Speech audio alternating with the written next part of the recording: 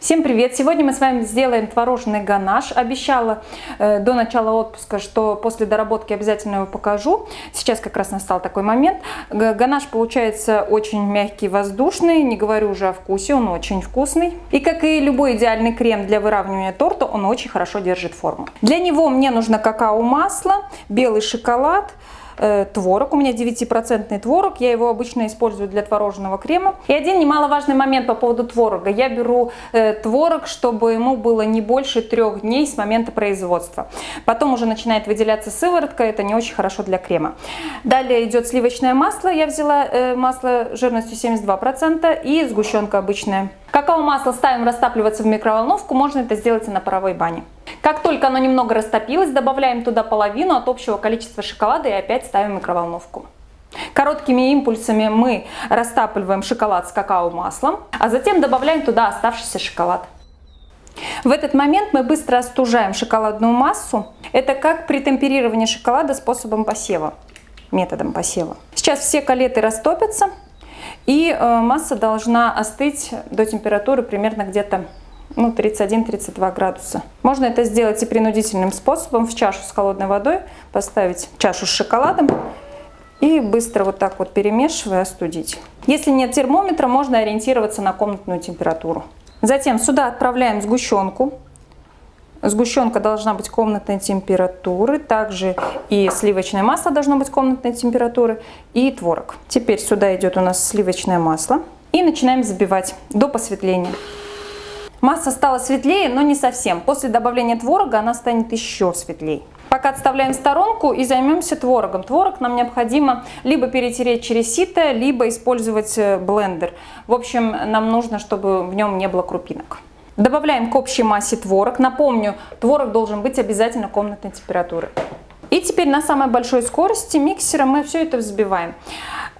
Можно взбить минут 5, потом отправить минут на 10 в холодильник, потом еще взбить. То есть масса будет более пышная. Это смотря какая еще у вас температура воздуха в кухне.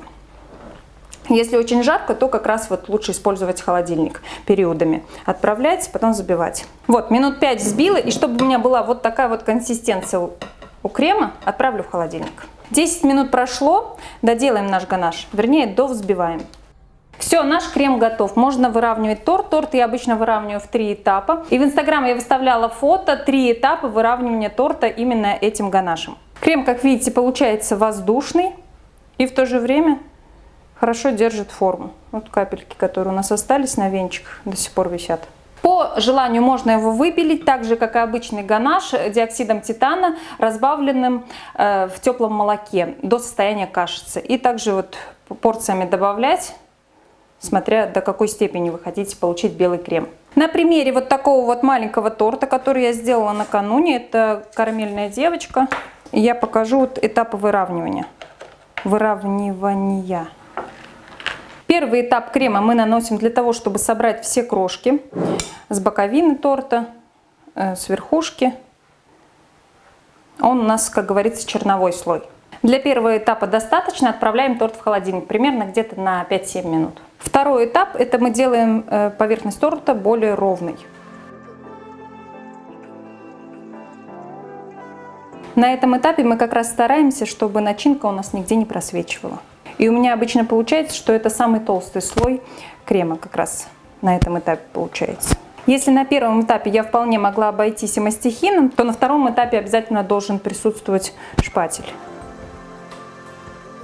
И опять минут на 5-7 в холодильник. Ну и третий этап, это мы всеми правдами и неправдами, всеми возможными инструментами стараемся довести нашу поверхность до идеального состояния.